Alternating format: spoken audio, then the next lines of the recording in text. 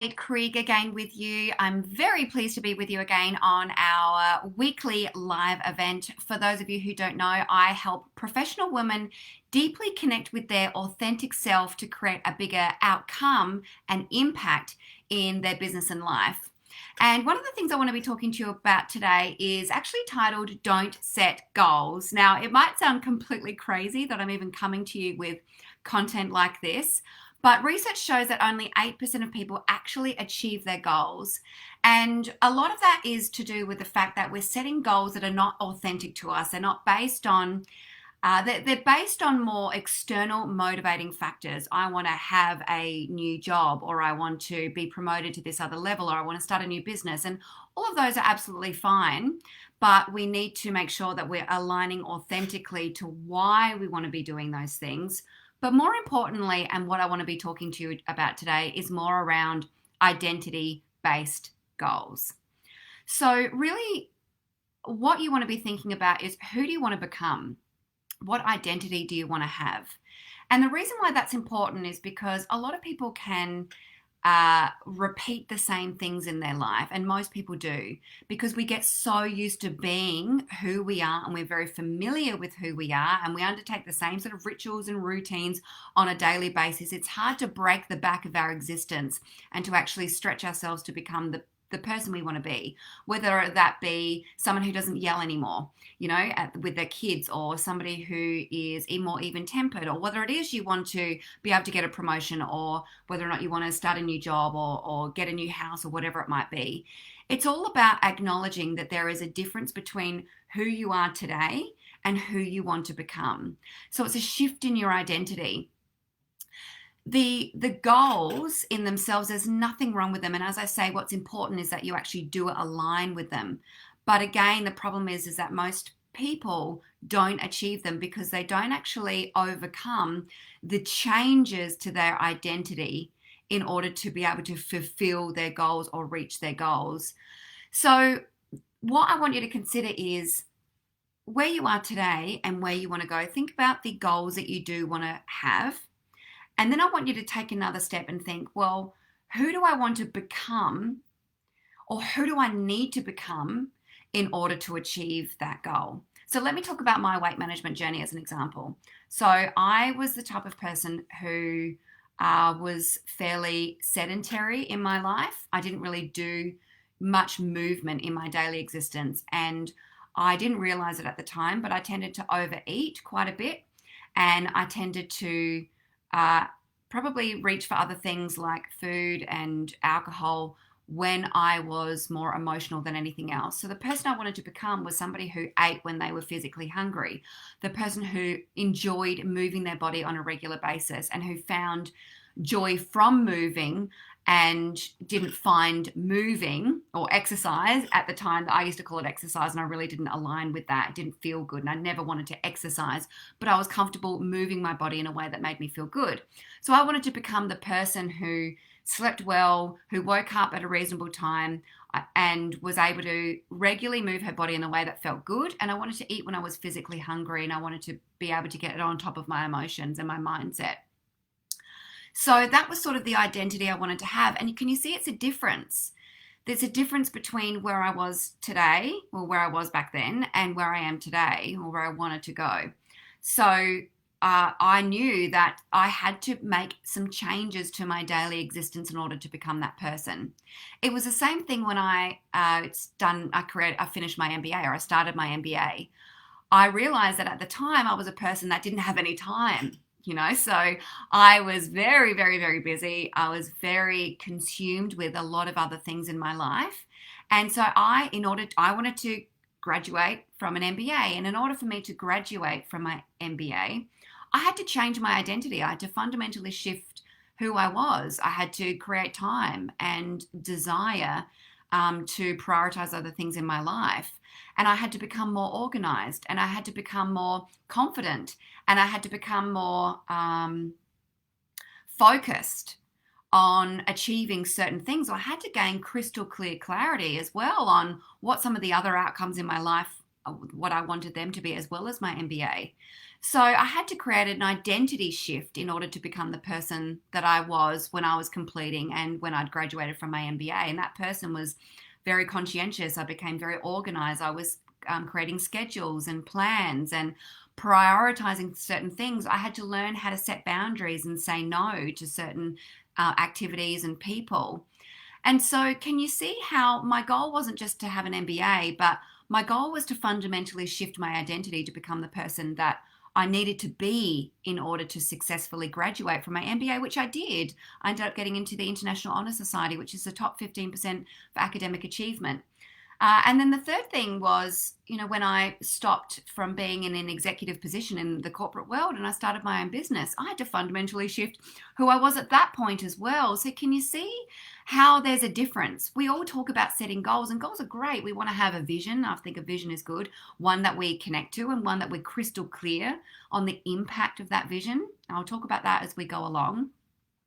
But fundamentally, it's a shift in our identity, how we think or how we don't think, what we expose ourselves to and what we don't expose ourselves to, where we can set better boundaries, where we can learn to say no, and also if we're following our own authenticity. You could call that an agenda. Is it my agenda that we're following, or is it somebody else's agenda that I'm following?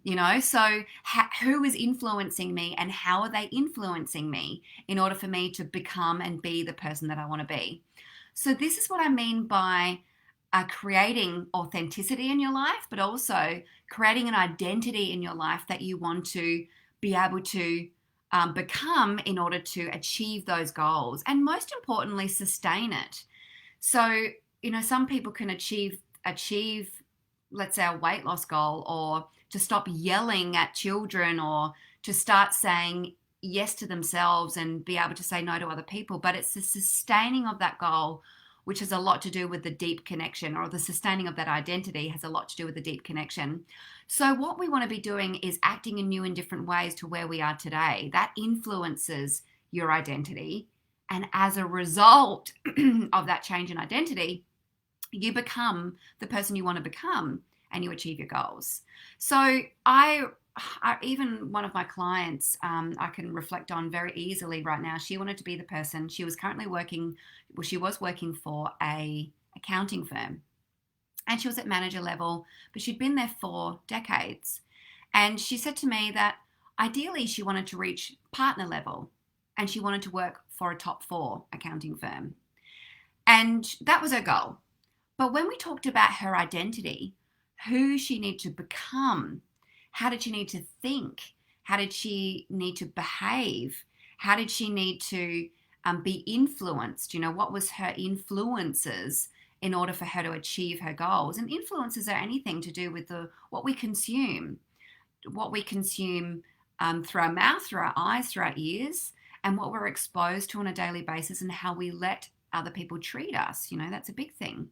So for her goal was one thing, but fundamentally, there was a shift in her identity. And for her, some of the key things that it came down to is shifting her confidence and also enabling herself to be more visible. That's what she felt, to be able to speak her truth and to be able to speak up and to be able to overcome some insecurities and build her confidence. We worked on those exact behaviors, those exact parts of her identity that were holding her back from actually becoming the person she wanted to be. So we improved her visibility and improved her confidence. And once we were able to do that, she was able to let herself be seen. And she was able to appreciate how and why she was holding herself back with her confidence and other things.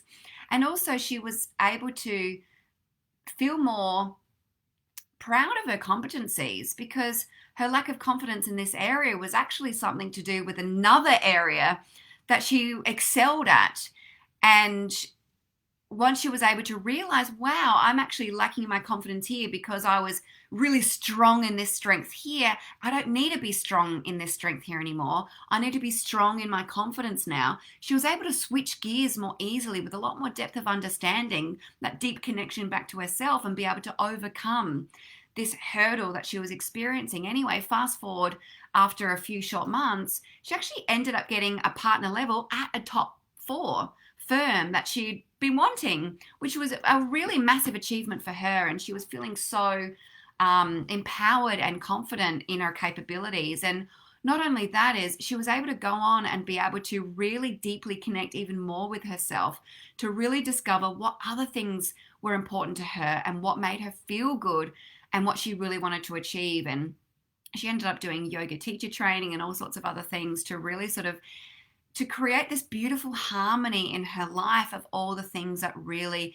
empowered her and made her align with her values, align with the things that lit her up and made her feel good, and also aligned with that beautiful vision that she had for herself that she was able to hold true to.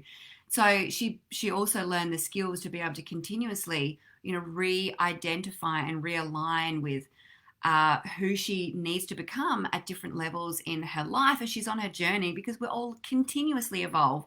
I talk about, and you hear me continually talking about it, as polishing our diamond. We want to polish that beautiful diamond on the inside to develop an internal powerhouse so that we can also have an external powerhouse. So many times I speak to people who may be experiencing success in their external life, but internally they're suffering. Or people who are wanting to experience more success in their external life, but internally they're not shining bright. So really that's the key area that we want to do, is we want to focus on the internal to be able to experience an external powerhouse as well as and as strong as your internal powerhouse.